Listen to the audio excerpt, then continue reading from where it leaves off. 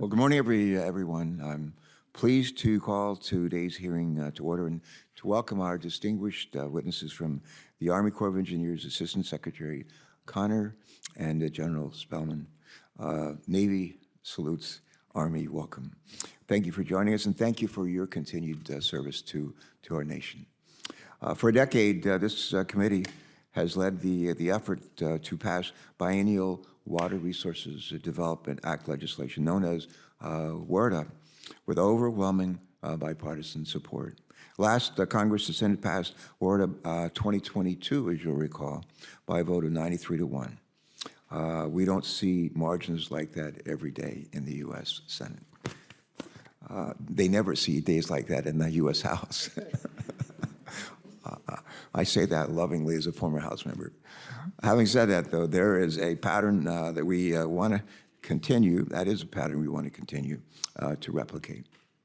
Timely, bipartisan reauthorization, resulting in sound policies to address our nation's critical water resource needs in the face of increasingly powerful storms, devastating floods, and more intense and frequent droughts.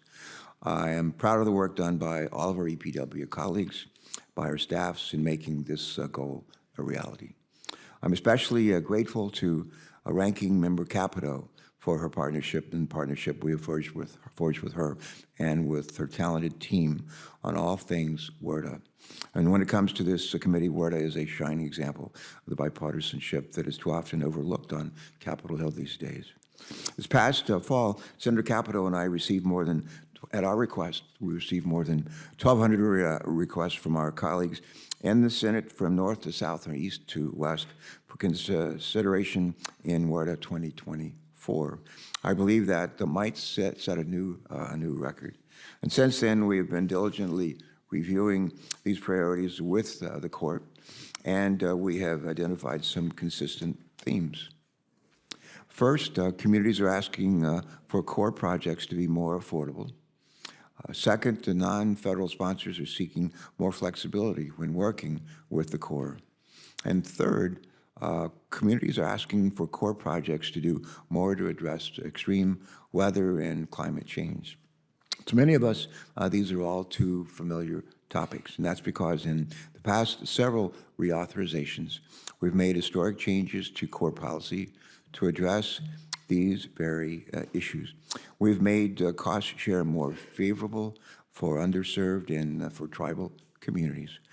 We have given the Corps authority to review their contracting procedures, and we've directed the Corps to consider the impacts of climate change in just about everything you do. So one might ask, why are we still seeing these WRDA requests in 2024 if we've already addressed these problems, or at least attempted to? Well, while the last three WRDA bills have been transformative, implementation of these laws is taking longer than expected. In some cases, a good deal longer. We need to better understand how we can help the Corps implement these laws more expeditiously. As many on this committee have heard me say probably too often, everything I do, I know I can do better. I think that's true of all of us, even the Navy, even the Army. And that same principle applies here with respect to this legislation. To be fair, the Corps has begun to make some meaningful progress.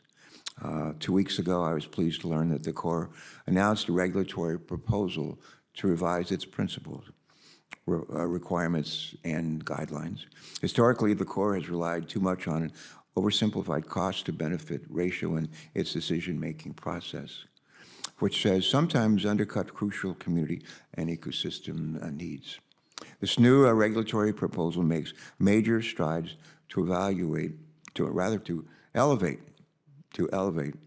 the best available science throughout the Corps' decision-making processes, and it goes a long way toward building community resilience to climate change. I hope to see that rulemaking process move forward and as swiftly as possible. I do recognize that implementation of Congress's recent WRDA bills, including rulemaking for the principles, requirements, and guidelines, takes time, but the clock is ticking, and we are feeling the acute impacts of climate change across our nation, from the drought in the west to sea level rise on the Gulf Coast to floods from the snowpack melt in the Midwest. Without intervention, the National Oceanic and Atmospheric Administration estimates that the threat of sea level rise is going to accelerate, not diminish, in the next 30 years. According to the U.S. Census Bureau, approximately 40% of the U.S. population, 40% of the U.S. population lives within 100 miles of a coastline. That means that more than 130 million people who live in coastal counties, including all of Delaware, much of Maryland, much of Virginia, the Carolinas, all the way down to Florida, and states to the north and south of us. Frankly, just about everybody on this committee is included. These states are included in the threat it's posed by rising sea levels.